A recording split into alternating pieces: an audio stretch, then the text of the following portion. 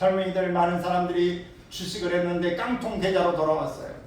깡통 계좌가 됐어요. 고인이 폭락합니다. 부동산 가격이 내려앉아서 이자로 몸부림을 치고 주변 사람에게 폐를 끼치고 사업주가 늦춰진 이자와 원금에 시달리고 압박을 받게 되고 시험에 낙방하여 실망하고 취업이 어려워 상심되고 결혼과 연애에 실망하고 낙심하고 외모에 자신감이 결여되고 다른 사람과의 대인관계에서 무시당한다고 생각하고 낙심하면서 또 내 나이가 너무 더럽고 건강이 좋지 않다고 위축되고 실망하고 있지 않습니까? OECD 이 국가 중에서 대한민국은 자살률이 넘버원입니다. 모든 것 대한민국 냉간하면 1등입니다. 1년에 몇 명이나 자살을 하는가? 13,000명 정도 이렇게 자살을 합니다.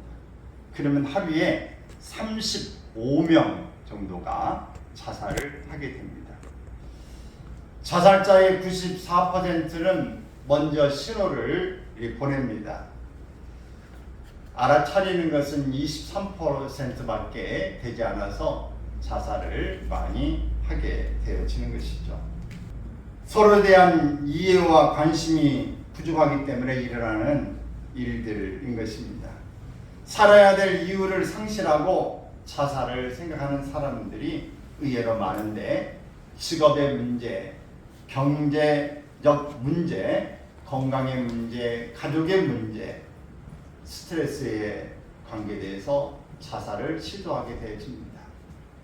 한 번 하는 사람은 또 여러 번 할 수도 있고 또 여러 이 자살의 이 문제가 한 번에 끝난 게 아니라 시간을 가면서 계속해서 이것은 반복되어지는 현상이기도 합니다.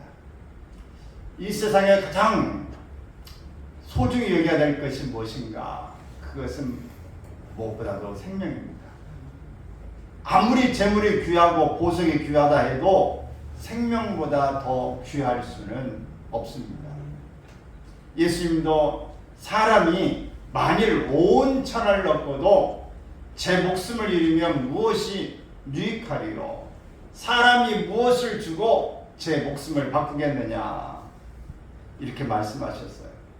생명경시풍조가 일어나고 있는 오늘 이 시대에게 인간의 생명을 존중히 여기라고 하는 하나님의 말씀입니다. 성경이 살인을 심각한 죄로 규정하는 가장 큰 이유는 살인이 하나님의 형상을 파괴하기 때문입니다. 사람은 하나님의 형상을 따라서 지음을 받았는데 사람을 이렇게 죽이거나 자살을 하거나 또 자살을 유도하는 그런 일들은 심각한 범죄로 보는 것입니다. 창세기 9장 6절 말씀에 보면은 같이 읽습니다. 다른 사람의 피를 흘리면 그 사람의 피도 흘릴 것이니 이는 하나님이 자기 형상대로 사람을 지으셨음이니라. 인간이 다른 모든 종류의 피조물과 차별화되는 특성은 하나님의 형상을 따라 지으심을 받았다고 하는 것입니다. 아무리 짐승이 사랑스럽고 존귀하지만 하나님의 형상을 따라 지음받은 거 아닙니다. 가장 소중히 여겨야 될 것, 아무리 동물이 귀하고 아무리 물건이 귀하도 사람보다 귀하지 않습니다. 인류 역사 속에서 종종 인간의 존재 이유를 기능적으로 파악하려고 하는 그런 시도가 있습니다. 다시 말하면 인간의 기능이 원활하면 필요한 존재지만 원활하지 않으면 필요하지 않다. 이런 논리인 것이죠. 이런 가치관을 따르자면 어려운 장애인이나 병자들은 존재할 필요가 없고 기능이 떨어지는 노인들, 어린이는 덜 중요한 인간이 되고 말 것입니다. 기독교는 이런 생각을 철저하게 성경적이지 않는 그런 가치관으로 반대해 왔습니다. 성경은 그 사람의 기능이 탁월하냐 탁월하지 않느냐 거기에 관계치 않고 모든 인간은 하나님의 형상으로 지음을 받았기 때문에 동일하다 이렇게 말씀하는 것입니다. 그러므로 살인은 바로 이런 소중한 가치를 지니는 인간을 파괴하는 심각한 범죄인 것입니다. 어린아이가 태어났는데 어린아이를 그저 3살, 1살 말 안 나고 때려서 죽이는 이런 일도 동일하게 살인죄에 해당되는 것입니다. 노인 힘이 없다고 의료를 사고를 일으켜서 일부러 죽인다든지 또 부모가 이렇게 이제 더 이상 힘이 없다고 해서 자식이 부모를 이렇게 존속 살인을 하는 것도 심각한 범죄인 것입니다. 살인의 참된 의미를 알기 위해서는 살인이 아닌 것은 무엇인가? 먼저 성경에서 말하고 있는 이건 살인이 아니다 라고 말하는 것이 몇 가지 있는데, 먼저는 전쟁은 살인이 아니다 이렇게 말씀합니다. 특별히 공의로운 목표를 위해서 수행해야 되는 전쟁은 살인이 아니라고 신명기 20장에서 평화를 수호하기 위한 싸움의 정당성을 말해주고 있습니다. 전쟁이 일어나면 죽이지 않으면 우리가 죽음을 맞이할 수밖에 없기 때문에 전쟁에서 죽이는 것은 살인이 아니다 이렇게 이야기합니다. 둘째, 정당 방위는 살인이 아니다. 출애굽기 22장 2절에 보면 도둑이 들어오는 것을 보고 그를 쳐 죽이면 피 흘린 죄가 없으니,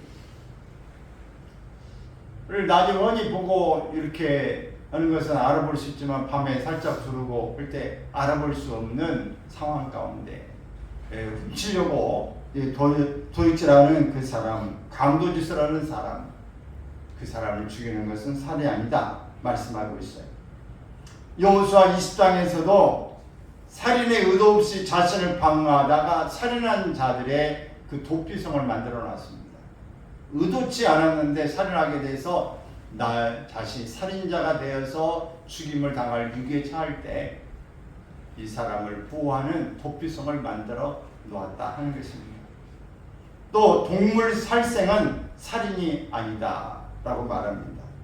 하나님은 노아에게 창세기 9장 3절에서 이리 말씀하십니다. 시작. 모든 산 동물은 너희가 먹을 것이 될지라 채소같이 내가 이것을 다 너희에게 주노라. 채소처럼 모든 동물들을 너희에게 주었다 이렇게 말씀합니다. 그러므로 우리가 먹는 모든 동물도 감사함으로 받고 버리지 말아야 합니다. 하나님이 주신 모든 것이 사람의 감사함으로 받으면 해될 것이 없다 이렇게 말씀하고 있는 것입니다. 넷째는 법의 집행을 위해 실시하는 사형입니다. 사형의 찬반을 논하는 것이 아니라 이 사형을 찬성하는 나라가 세계에 그리 많지 않습니다. 사형제도를 두고 있는 나라가. 우리나라도 사형제도는 있지만 사형을 집행하는 것이 시행한 것이 아주 오래됐습니다. 사형을 실제로는 거의 하고 있지 않습니다. 우리가 사형의 이 찬반이 아니라 하나님의 형상대로 지음받은 인간이기 때문에 인간의 생명을 빼앗는 이 죄는 용납할 수 없다는 것이 이 창세기에 또 출애굽기에 나오고 있는 것입니다. 여러 이 성경적인 문제고 오늘 이것은 지금 사회 여러 가지로 문제로 제기되고 있습니다. 동물도 우리 개를 먹어야 되느냐 말아야 되느냐 뭐 다른 짐승은 어떠냐 뭐 이런 이야기를 또 합니다만은 우리나라가 옛날에 다 먹었잖아요. 근데 선진국이 되어지면서 이것들을 다 금지하고 있는 일인데 소나 닭이나 뭐 이런 것들은 먹고 닭은 먹었는데 왜 다른 고기는 못 먹냐 찬반이 여러 가지 있습니다만은 성경적인 개념을 이야기하는 것입니다. 먼저는 우리가 본문의 말씀을 통해 생명을 존중하는 삶의 교훈을 우리가 생각해 보려고 그럽니다. 먼저는 살인의 배후에는 마귀의 조종이 있다라는 것입니다. 살인의 배후, 살인은 마귀가 하는 일입니다. 모든 살인 사건의 배후에는 마귀의 조종이 도사리고 있는 것입니다. 인류 최초의 살인 사건, 오늘 본문에 소개하고 있는 가인과 이 아벨의 이야기입니다. 요한일서 3장 12절에 보면 가인은 악한 자 곧 사단에게 조종을 당하여 살인한 것이다. 이렇게 말합니다. 예수님께서도 같이 한번 읽어볼까요? 너희는 너희 아비 마귀에게 났으니 너희 아비의 욕심대로 너희도 행하고자 하느니라. 그는 처음부터 살인한 자요 진리가 그 속에 없으므로 진리에 서지 못하고 거짓을 말할 때마다 제 것으로 말하나니 이는 그가 거짓말쟁이요 거짓의 아비가 되었습니다. 예수님을 죽이려는 생각을 가룟 유다에게 마귀가 넣어줬다고 말씀하고 있습니다. 요한복음 13장 2절에서 기록합니다. 제정신으로 한 것이 아닙니다. 마귀의 조종을 당한 것이라고 하는 것이죠. 가인이 동생을 살인할 때 그는 마귀의 지배 아래 있었다라고 이야기합니다. 여러분의 마음과 생각 속에 누구의 지배를 받고 있습니까? 간혹가다 여러분 막 제정신이 아닐 때 있죠. 그런데 여러분 어때요? 내가 미쳤나봐. 내가 내 정신이 아니야. 내가 지금 왜 이러고 있는 거야? 라고 그렇게 이야기를 합니다. 누군가의 지배를 여러분 나도 모르게 받고 있는 것입니다. 당신이 하나님의 지배를 받지 못하고 마귀가 지배한다면 순간적으로 엄청난 죄를 지을 수 있습니다. 에베소 4장 27절에서 뭐라고 이야기하는가? 마귀는 생명을 도둑질하는 자고 빼앗는 자고 생명의 파괴자이라고 말합니다. 절대로 그렇기 때문에 마귀에게 틈을 주지 말아야 된다. 그런 이야기를 합니다. 여러분 정신이 헷가닥 돌았다. 뭐 완전히 그냥 열받았다. 정신 나 건들지 마. 나 보이는 거 없어. 이렇게 이야기하는 사람들. 제정신이 아닌 것이죠. 여러분 절대로 마귀에게 틈을 주지 않기를 바랍니다. 우리가 뉴스 가운데에 23세 된 정유정 여러분 뉴스 보셨습니까? 이 얼굴은 보면 평범하디 정말 평범한 그런 청년입니다. 근데 고등학교를 졸업하고 5년 정도 되어져서 집에서 나오지 않았어요. 공무원 시험도 준비했는데 영어 시험이 도저히 따라갈 수가 없어서 시험을 뭐 봐야 합격이 안 되죠. 그래서 그가 어쩌면 이 지금 자세한 건 조사해 봐야 되지만 영어 콤플렉스가 있는 게 아니겠냐. 그래서 그가 영어를 가장 이 인터넷이나 이런 데서 잘 나가고 있는 영어 강사에게 접근합니다. 내가 중학교 3학년인데 영어를 가입하고 싶습니다. 그래가지고 중학교 중학생 교복을 입고 갑니다. 칼을 하나 품고 가서 집을 싹 살펴보고 아무도 없는 그 속에 이제 과외생 자기 또래 한 사람 있는 걸 보고 칼로 여러 번 찔러서 죽입니다. 그리고 태연하게 집을 나옵니다. 그리고 집에 가서 캐리어를 아주 그냥 가벼운 마음으로 가뿐하게 끌고 와서 토막으로 내가지고 여기에 캐리어에 피가 묻은 그런 속에서 싣고 와서 일부는 다 유기하고 일부는 남은 일입니다. 이걸 가르쳐서 이 범죄 심리학 이 교수 이수정 교수는 경계성 성격장애다 이렇게도 이야기합니다. 여러분 이렇게 여러 가지 심리적으로 분석할 수도 있어요. 콤플렉스나 스트레스나 이런 이야기를 할 수 있습니다. 그러나 우리가 이 여러 배경들을 살펴보면 사람을 죽이는 것은 사람 쉽게 할 수 있는 일이 아닙니다.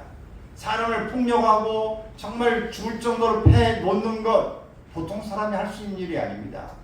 제 생각으로 제 이성으로 할 수 있는 일이 아니에요.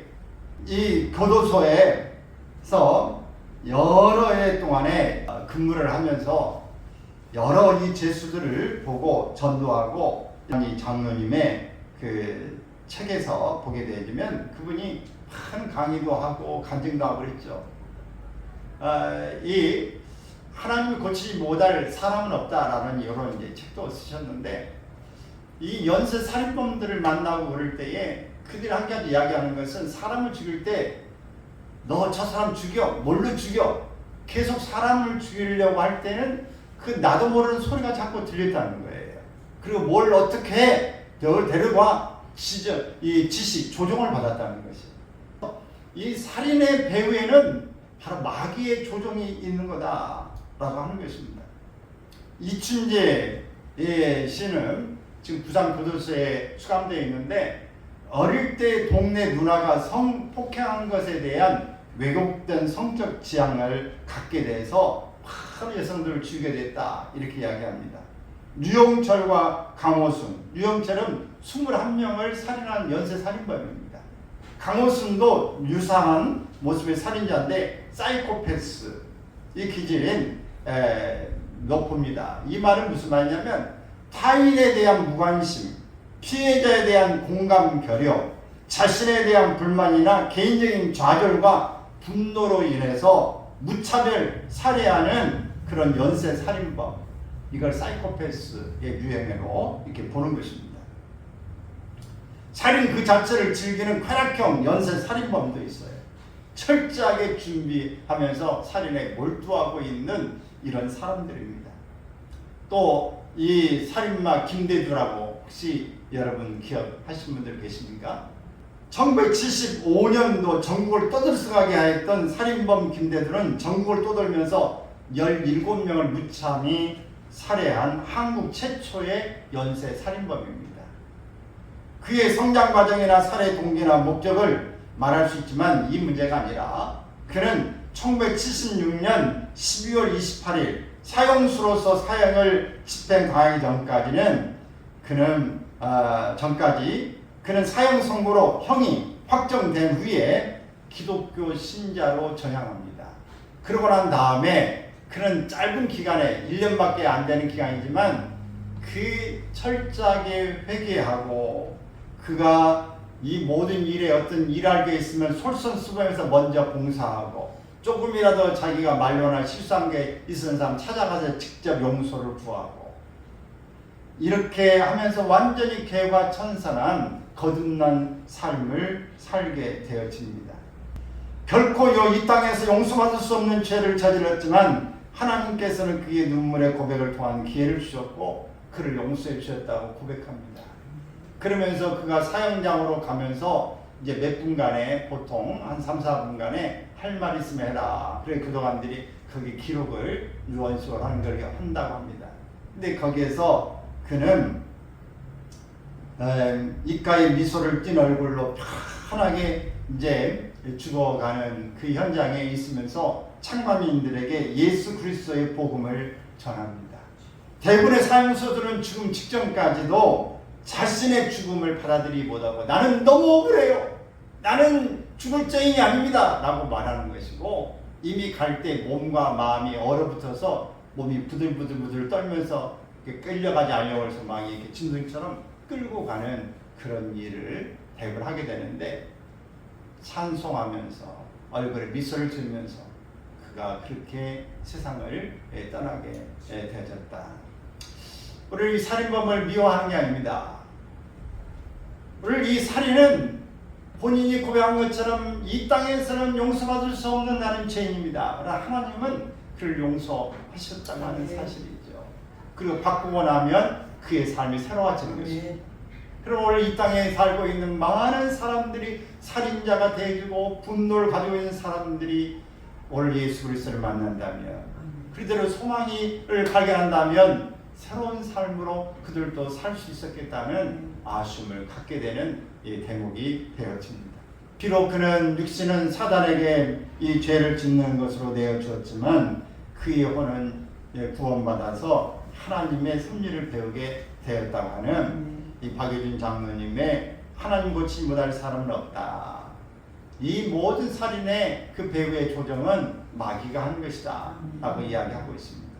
에베소 6장 12절의 말씀은 바로 우리는 사람을 대항하여 싸우는 것이 아니라 하늘과 이 어두운 세상을 지배하고 있는 악한 영들인 마귀들을 대항하여 싸우고 있는 것입니다. 아멘. 살인의 배후에는 마귀가 조종을 하고 있는 거다. 또 모든 살인은 미움과 분노에서 시작됩니다. 어떤 사람이 다른 사람을 향해 폭력이나 신체적인 살인을 행하는 경우 반드시 보편적으로 거치는 감정, 바로 이것은 분노입니다. 사람들은 분노의 과정을 거쳐 살인에 도달합니다. 이것이 오늘 인류 최초의 살인 사건에서도 현저하게 드러나고 있습니다. 왜 동생 아벨의 재산을 받으시고 재물을 받으시고 나의 재물과 나는 받지 않습니까? 재물을 받지 않은 것은 나를 받지 않았다. 나를 무시했다. 내가 아무것도 아니다고 하는 그런 관심을 관점으로 생각하는 것이죠. 그래서 그 속에서 이 아벨과의 비교에 대상되면서 분노가 일어나게 되어진 것입니다. 여러분, 원래 우리가 비교하기 시작할 때 분노가 일어나요. 비교하기 시작할 때 미움이 시작됩니다. 그러나 오늘 이것은 모든 사람에게 너무 자연스럽고 너무나 우리에게 좀 친한 모습처럼 이 비교의식은 나타나고 있고, 비교가 시작되면 미움이 시작되고, 그건 완전히 경쟁 상대로서 우리가 마음에 여러 가지를 악한 감정을 품게 되어집니다. 창세기 4장 5절에 보면은 가인이 몹시 분하여 안색이 변하니, 또 4장 6절에 말씀을 볼 때 읽습니다. 여호와께서 가인에게 이르시되 내가 분하여 하면 어찌 됨이며 안색이 변하면 어찌 됨이냐. 성경은 가인이 그 동생 아벨을 죽인 원인이 바로 분노였음을 확실하게 지적하고 있습니다. 성경은 분노 그 자체를 죄라고 말하지 않습니다. 여러분, 분노가 일어난다고 해서 막 죄라고 막 이렇게 생각하고 뭐 이렇게 안 해도 돼요. 순간적으로 일어나는 분노 있을 수 있어요. 그러나 오늘 에베소 4장 26절에서 이렇게 이야기합니다. 같이 읽습니다. 분을 내어도 죄를 품지 말며 해가 지도록 분을 품지 말라. 분은 일어날 수 있지만 그 분노 때문에 오늘 죄를 짓지 마라. 해가 지도록 품고 있으면 그것이 죄라고 하는 것도 이 생명력이 있어가 점점점 커집니다. 점점 그 점이 이렇게 확장되어져요. 여러분, 그래서 빨리 회개하고 빨리 해가 지지 않도록 풀어야 된다고 하는 사실을 꼭 기억하세요. 마음에 한번 억울하다, 분하다, 무시당했다, 나를 그렇게 막 섭섭한 마음이 드는데 그것을 하나님한테 회개하거나 만나 풀거나 이것을 다 해소시키지 못하면 그걸 계속해서 없어지는 게 아니라 계속 쌓여갑니다. 그래서 기분 나쁘네 점점점 확장을 시켜가면서 그 섭섭함을 더해가는 것입니다. 그래 빨리 부분이 우리가 작을 때 그것을 차단시키는 게 중요하다. 여러분 속에 그런 거 없으세요? 저 사람이 다 무시한 것 같아. 그때도 이걸 또 이야기를 하네. 그냥 받아들일 수 있는데도 그걸 풀지 않으면 그 이야기가 계속 고깝게 들리고 그때 연관되어서 정말 무시해서 나오는 행동처럼 느껴지는 것입니다. 오늘 빨리 하나하나를 풀어갈 수 있기를 바랍니다. 살인은 미움에서 오는 건데 요한일서 3장 15절에 보면은 같이 읽습니다. 그 영제를 미워하는 자마다 살인하는 자마다 영생이 그 속에 거하지 아니하는 것을 너희가 아는 바라. 미움은 다툼을 일으키게 된다고 잠언서 10장 12절에도 말씀하고 있습니다. 많은 살인이 미움과 분노에서 시작된다라는 것입니다. 사랑하는 여러분 마음속에서 미움과 분노로부터 자유하십니까? 여러분 마음에는 미움과 분노가 없으세요? 이게 바로 살인으로 연결된다고 하는 것을 꼭 기억할 수 있기를 바랍니다. 여러분을 지배하고 있는 미움과 분노에서 벗어나도록 기도할 수 있길 바랍니다. 가인은 분노함으로 살인한 것이 아니라 분노를 다스리는 일에 실패함으로 살인하게 된 것입니다. 옆에 지금 화분들이 많이 늘었죠? 여러 가지가 지금 늘었는데 그 화분을 저기 유성에 가서 지난번에 우리 권사님들이랑 가가지고 그 구경하고 화분을 몇 개 구입해 왔어요. 찔레꽃도 사오고 막 그래. 찔레 하나 남아서 꽃 한 송이 지금 뒤에 폈는데 4개 있는데 하나는 저쪽에 두고 이제 2개는 다 잘라가지고 이제 진드물 약도 있고 그러잖아요. 근데 그거 없어가지고 그 F킬러 그거죠. 다 자른 거 좀 뿌려놓고 죽었나 안 죽었나 모르겠는데 그래놓고 나머지 물을 한번 딱 줘가지고 갖다 놨어요. 살아날지 안 살아날지 모르겠는데, 근데 일찍 문제가 생길 때 진주물 약을 쳤으면 그런 일이 생기지 않았을 거예요. 근데 늦게 일을 하니까 나무가 다 죽게 되어졌을 때야 해봐야 안 됩니다. 우리의 마음에 미움이 분노가 일어날 때 초반에 제압하지 않으면 그게 점점점 성장하게 되면 그것이 폭발해서 결국 문제를 생기고 수습하기 어려운 국면으로 다가갈 수 있다고 하는 사실이에요. 여러분 초기에 수습하기 바랍니다. 어쩌면 이것이 게으름 때문에 무관심 때문에 그냥 이거 정도는 어때? 라고 하는 그 일이 결국은 크게 죽이는 일이 되어지는 것입니다. 살인의 유혹은 성령 충만으로 우리가 이길 수 있습니다. 세상에 방법을 여러 가지 써보지만 우리가 어떤 데는 생각만 갖고 잘 안 되지 않습니까? 나 잘 살아볼 거야, 부자 될 거야, 열심히 해볼 거야, 좀 더 뭔가 기도 좀 열심히 해볼 거야, 나 사랑할 거야, 뭔가 좀 자신있게 살아볼 거야, 얼굴 펴고 막 살아야지. 이렇게 했는데 여러분 그 마음 갖고 제대로 잘 되던가요? 만만하지 않죠? 세상이 그리 만만해 보여? 사람 그리 이야기를 해요. 근데 막상 나가보면 세상이 만만해 보이지 않아요. 오늘 우리가 우리의 마음을 다스리는 것이 만만하게 그렇게 잘 통제되면 얼마나 좋겠습니까? 마음 결심했으면 오늘 우리가 이렇게 안 살고 조금 더 나은 삶을 살고 있을지도 몰라요. 그러나 그렇게 우리 생각대로 되지 않은 일이 많은 것이죠. 성경은 이 살인의 원인이 되는 미움과 분노를 다룰 때마다 늘 강조하는 것이 있는데, 그것은 사람의 관점으로 보지 말고 하나님의 관점으로 봐야 합니다. 하나님의 생각으로, 내 생각 보지 말고 하나님의 생각으로, 하나님의 말씀으로 보는 것이 중요합니다. 근데 그게 어디 쉽게 되는 일입니까?